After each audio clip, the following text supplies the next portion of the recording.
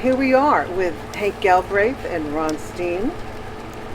Hey there. Some of the originators of the Cathedral Park Jazz Festival. That's right. In particular, Hank created this as a memorial to your dad. Is that right? Mm-hmm. Yeah. So, my dad, I mean, how did it happen? he was a big push about building the park in the first place, and got the community together and decided we should put a park there. And it was just all brambles and abandoned buildings and junk. And so my dad fought air pollution all his life, and he got to know a lot of people at City Hall, and he'd go down there in his coveralls and his tennis shoes. He never wore a suit. He hated suits because when he was a kid, his mom and dad were from England originally, and he had to dress up like little Lloyd Fauntleroy. Yeah, Fauntleroy, And yeah. he's got pictures of that. He just hated that. But anyway, he'd go down to City Hall, and I remember Mildred Schwab said, "Howard, we hate to see you come down here because we never know what you're going to blast us with this time." And so he was always for, like I said, air pollution and other things. And he ended up, they called him the mayor of St. John's, and everybody out here knew him. Anyway, he was the big push behind the park. He got the city to go for it, and he said, if you're going to put one in, let's do it first class, do everything right. They built the park, and in '79 it opened, and there was a crafts fair, actually, is what they did. And the following year my dad passed, and in his will he said, if you want to do anything for me after I'm gone, let's just have a party. So everybody liked that idea, so that was the first one, and we knew all the jazz players, so we said, well, we can get these guys to come down, and that's how it started. And then it just, well, let's do it again next year, and it just kept going and going and going. So, you were already a prominent figure in the jazz community, as was Ron. You had a jazz club Yeah. called the Hobbit. Yeah, the little one on 52nd. So Woodstock, what possessed you to have a jazz club? Oh, I mean, you how gotta did- be nuts. I don't know. I know. I guess I was a rock and roller in the teenage years, and I remember reading Time magazine, and they had an article on Miles Davis. And I'd heard the name, but I didn't know who he was. And I read the article, and it sounded really interesting. And that was my first jazz album. I bought Bitches Brew. And I'm going, I have never heard anything like this before. What is this? And I really liked it, you know, what he was doing. And Miles is so, he doesn't waste a lot of notes. Anyway, he's very sparse and right on. I learned jazz, I went backwards from there and bought the earlier Miles albums and just loved jazz completely, yeah. And Miles is my man. So your dad, he listened to jazz too?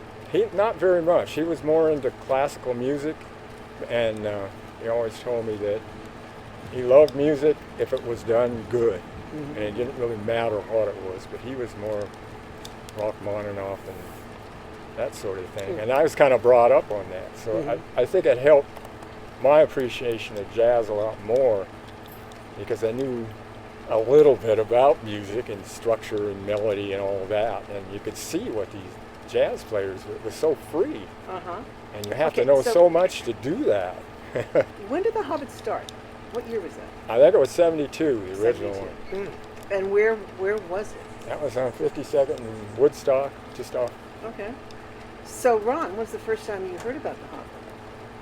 I used to work at the Hobbit on 52nd Woodstock back in, I don't know, would that be the... Well, when we added the music room, and you probably don't remember this, you were playing somewhere, and we grabbed you and drug you down there, and it was just a frame of the room. Oh, that's right. And we were asking... That's right, about where to put them. That's and right. how to set the stage up and all that stuff. So that's right. he helped design the place. He doesn't I even forgot remember. all about that. That's true. It wasn't built yet. That's right. Yeah. So when was that about? That must have been in like, I don't know, right around '72, right in there. Okay. The original building was there, and then we doubled the size for the music room, on your suggestion. Yeah. That's right. Yeah. So, what was the first band that played the Hobbit? I know Mel worked there a lot with George Mitchell and I think Phil actually the Baker. first people that played there was David Friesen and Okay, yeah, John Stoll. yeah, I'm sure they were the first ones in it. Okay. okay, cool. yeah. Did you develop a house band? There was a lot of different people Yeah. there. Not I don't really, think yeah, we ever it was had. different. No. Okay. Do you remember your first gig there? Oh no, I can't. That was no. It wasn't a teen. I was full. 20s? You in your 20s? What year was it? Get 72? Was it that early? I thought it was later. Was it 70? Okay. So it was, You played there the first year. I know that. yeah, But I don't definitely. remember the. I think it's a little later. I think it was a little after 72 though. When I was I think maybe in the mid 70s. That could have been. Did we pay anything or just? No, we talk about this all the time. We made more Does money. he still owe you money? Or? No, we made more money at the Hobbit back in the day. Hank was so gracious. I mean, we had a guarantee plus the cover, Wow. plus anything we wanted on the menu to eat. It was like a Sounds like a- fantastic. Great gig. I mean, back then, my rent was like about, I don't know, $150 or something a month or whatever, 100 something. Now you do 2 gigs of the Hobbit. I mean, I have a whole bunch of money in my pocket after. Really. So, no, that was great. Did you do jams at the old Hobbit too? That I don't recall. I do remember a funny story about the Hobbit, though. You probably remember this. We could get anything we wanted on the menu. I remember I did the gig there was Sonny King, man. And Sonny was sort of getting draft beer, just get some draft beer. And Sonny was getting these imported bottles of beer. He was drinking. And I remember you put a stop to that. You just made it so good. We only could have, the draft or whatever, You know what? No, I didn't. I don't remember it being a jam. Yeah, it was At just the new place, the bigger place it was. But yeah, the bigger places. Yeah, I don't really recall at the old place either. I know Not you played there a lot. I played there a lot. With a lot of different with people. a lot of different, a lot of Yeah. different people. So you obviously harvested the local musicians, the local jazz scene. You brought in national acts? Well, in those days we couldn't afford to. no, not on 52nd. I don't think. I think that started a little later, maybe over. Yeah, we got into in the bigger place. We did some Yeah. national and regional Yeah, people through there, but it was we'd find out who was playing in Seattle or exactly. L.A. That's and right, who was Parnell's. passing Whoever's through. at Parnell's, and we try to Yeah, like Yeah. see what was happening. and get them on Yeah. an off night coming down, or Yeah, get the leader yeah. of the band to Right. play the local Mhm. rhythm section. Whatever. Yeah, just there's a lot of that going on back then. Yeah. You're going to do a memorial for your dad. Here it is, around 1979, 1980-ish. You had this funding that was in his will, I think you mentioned. Mhm. How did you go about doing the festival? I mean, I know you had handbills. You didn't have a full-size poster. Oh no, we didn't have anything like that. And so how did you organize it? I mean, it's a lot of work. Organize? No? Hey Ronnie, you want to come down and play? Yeah, I mean, who It did you hire? I mean, you just It went through started out, it was just a party, and it was pretty. Just a party. Yeah. There wasn't much structure at all. Yeah. Okay. I think we had a few people selling food. We did a little Yeah. bit. Actually, I had some other gigs on that weekend. I looked at. well, actually, it could be 81 is when it started. Oh, 81 was. and it was- Oh, then I did do the first one then. I told Okay. you. Okay, yes, And- I thought I did. Yeah, and you mentioned Sharon Rosso? Sharon Rosso? Oh, she was a local community organizer. Worked with my dad on a lot of Okay, different things. I just had that name. She's on the- around. Oh, she is. Okay. And Someone her and told me her husband helped out, and she had 2 daughters. They helped. They were always volunteering to help do all this stuff down there. So that was great. Oh, So, and cool. it was in July, right? Yeah. Yeah. Okay, and how was the weather? It was. I think it was good every year. Yeah, I don't remember it raining hardly at all. I ever. think Oh. we decided to. We picked the driest weekend of the year. Went through all these weather records. Oh, and that's really? The weekend we picked. Yeah, Yeah. that's why that we Oh, did it. cool. when we So did. third weekend of July is always very good weather. very good I know it's weather. rained out just a few times. When was the stage built? That Did was the there city? originally with the park. Yeah, that Oh. was before So that. the city, That was part of the park. that was I think. part of the park when it was dedicated. Oh. And also the canopy, that bright was orange. Mhm. That really kind of free-flowing canvas. Yeah, that was pretty cool. The city did that the too. city did that. Mhm. Yeah, the Started- city wanted to use the park, so we tried Uh-huh. to, do as much stuff as we could there. Yeah. But then the city started charging money for Yeah, I was stuff. going to and then say. Yeah, we first. got later years. It was insurance, Oh, God, and yeah. you had to It pay gets for them to come complicated. out and put the canopy up. And so we're trying to utilize the park, get people to appreciate the music, and especially jazz, that a lot of people were familiar with, especially out here. Yeah. And St. John's, really. The Yeah. whole thing is about St. John's. And so that was great to get the younger kids in, and this is what jazz is like. Yeah. So it was two-day festival, Saturday, Sunday? Yeah, and then we finally ended up Friday, Saturday, and Sunday, Yeah. 3 days. I think Yeah. we did more blues. A little blues on Friday. How was the attendance? A lot of people? Yeah, there was probably started out, I don't know, 500 or 600, something like that. Mm. By the last times I was involved, it was around, I don't know, 3,000. Wow. Yeah. yeah, But we lots of didn't really people. want to get it too big, No. where Yeah. it was just a kind of a riot situation. We wanted it And- real comfortable, like you Yeah.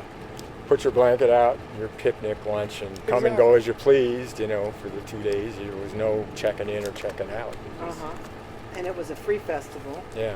And did anyone ever approach you to try to turn it into a commercial venture, Yeah. charging, admission? hmm So you I don't know whether resisted. they wanted to sponsor the thing. Mhm. Oh, I There see. was a 2 or sponsor. 3 different outfits. One, Volvo was one, and I don't remember.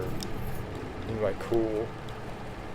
But we wanted our own identity, so Right. we just Uh-huh. didn't even know we don't want to do Keep that. it to the Yeah. original They would have concept. spoiled Right. the thing, like the Yeah. Volvo Yeah. Cathedral Park Dance Yeah, Festival. yeah, Yeah. yeah. They have new cars sitting around on the stage, and Right, exactly, yeah. Right. So when the thing started, do you have any idea you'd be sitting here 40 years later talking about it? no. This is pretty strange, isn't it? No. Yeah. I mean, Can I the go ci- now? The city of Portland has told us it's the longest running continuously running community event in the city. Wow. Kidding. All right. I'm not kidding. Yeah, that's Wow. unbelievable. I know. Is that crazy? Yeah. I thought that a jazz thing would do that. I know. I never thought about this going on forever. It's Yeah. just like, It's it was a just party. fun. It was It's a just the party. thing to do. So you had some posters later on and T-shirts. Yeah. So And- I'm sure there was a lot of competition to play the festival. So how did you manage that? Well, I lied a lot. Ah! No, we work all year. We had committee meetings all year. Sharon was on the committee Okay. also, and Corky. Corkum. Corky Oh, Corkum, that's Crazy right. Corky. was Yeah, I on knew there. Corky. Yeah. We'd have these meetings all year long, and to be truthful, not a lot got done because by the next meeting you'd start off on some other thing, and it usually ended up about 2 weeks before the festival. I'd just say, nobody can decide. I'd just get on the phone. Right. And just write, this is 12 noon, and Ronnie, do you want to play this? And then, or Mel, can you come on and do this? And that was it. It would It's take the me easiest like way a to half do it. hour Yeah, a half hour. to put the thing together. Yeah, just, Right. yeah. Because nobody could decide anything. It's Yeah. like anytime you have a committee meeting, it's Yeah. pretty much chaos. Uh-huh. This year we've got the John Butler. Now it's going to be a trio. You played with him the first year, I believe, Yeah, but with Jim Pepper. was that one? Okay. Phil Baker was on. Okay, bass. that sounds about right. Yeah, I think. Okay. Oh wow. Okay, with Pepper. So then in '81, that was the one. That was the first ones with Pepper and Phil and. Yeah, I believe it was 80. Okay. Yeah. Yeah, Phil would have been real young then. Yeah. Okay. Uh-huh. Yeah, I won't How did mention you that. manage the sound? It was just all volunteers. It Yeah. was just So the natural acoustics. Really? Bob Thompson did the acoustic. That's right. Bob Thompson Thompson. He did knew what that. he was doing. He was, That's he was right. great at Bob that. did that. It was it sounded really great. Right, Homer Clark, I think, was like the first MC, Mm-hmm. and at the time he was doing the Homer's Jazz Hole cover That's right. Right, yeah. right. on KBOO. Yeah. Do you recall your favorite festival? You thought this you can't get any better than this. We I were don't just think I talking really to some have a guys. favorite. They were all, I wouldn't even know how to explain it. Yeah. Everything kind of just all meshed. Yeah. And right now, after 150 years, I don't Yeah. really recall who Yeah. played what year. Yeah. I don't. I can. But yeah, it had to be Ron Steen, for sure. Yes. So when you started bringing in national acts, That's right. I mean, did the word get out amongst the, Yeah, pretty much it was I like, see. well, when we were doing things at the bigger Hobbit, some national people, I got to the point where they'd be calling a lot all Yeah, the time. of So course. that was great because Yeah. I didn't have to you know, I'm the Hobbit. What? You Yeah, know? yeah. So they kind of knew who we were. Right. And the same thing with Cathedral Park. What we try to do is get somebody to play the club, and then that weekend hang in and do the, you know, do both together. yeah, So that yeah, worked sure. out pretty well. I was there last year, You were one of the last year? days. Okay. Mhm. Yeah, we were also looking at some posters that featured Leroy Vinegar. Oh, Right, wow. right, And Yeah. Leroy played, well, obviously he didn't move to Portland until the mid-'80s. They Wow. superimposed an image of him standing up at his base with the bridge in the background, with the natural lighting shining through. And Yeah, I remember yeah. that one. Yeah. yeah, they told me that Leroy played sitting on a bar stool, sitting down. Oh, He wow. played his bass. Yeah, he liked to play it sitting down. Well, the first time I ever heard Leroy live was you. You were playing with him. Okay. I remember you came down out of, I don't remember where you were playing, and you came over and sat down, and he says, I can't figure out what this guy wants me to do. Oh, yeah. That is true. I bet you, you know what? I bet you, it was a place in Northwest Portland. Yeah. It was in, I forget the name of it, but it was in close in, right by the Jazz de Opus, but not. Yeah, just yeah, yeah. What was it? I remembered that. Yeah, it didn't last that long, but it was that place. That Yeah. was funny. Because I'm kind of headstrong, and I'm playing Yeah, with Leroy's Ron is headstrong. trying to- So I'm thinking we're both fighting for where the time is, and but it's like the was arrogance of great. my youth instead of. I don't know what this guy wants me to do. I know. Yeah. But then you play with the guys who play with every great drummer in the world. I mean, come on. So the pressure of that too. It's not like I'm going to shock him. Well, you played a lot with him after that. You were playing Yeah. for years. Yeah. I mean, through the years, he played more with Mel though. He and Mel had bands together actually.